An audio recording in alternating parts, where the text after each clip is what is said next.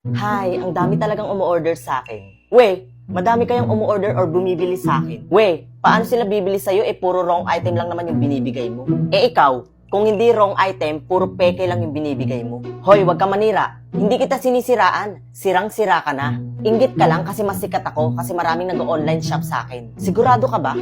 Mas mura nga yung shipping fee sa akin Kaya pala puro sira yung mga product kapag na-deliver na. Ikaw, hindi pa na-deliver, sira na. Tandaan mo, ako ang unang naging online shop, ginaya mo lang ako. Natatakot ka bang matalbugan? Hindi ako takot sa'yo. O teka, bakit kayo nagkakagulo? Sa akin lang naman umu-order at nag-check out yung mga tao.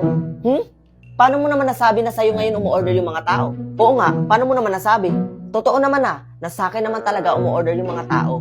Lalo na ang mga kabataan ngayon. Kasi nga, mas mura sa akin at magaganda pa ang mga binibenta. Okay, sige, para walang gulo. So magtatanong na lang tayo sa kanila. O sige, para magkaalaman tayo. Sige, para magkaalaman tayong lahat.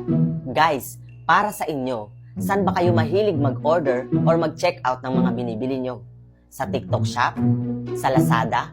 Or sa Shopee? Comment na kayo guys.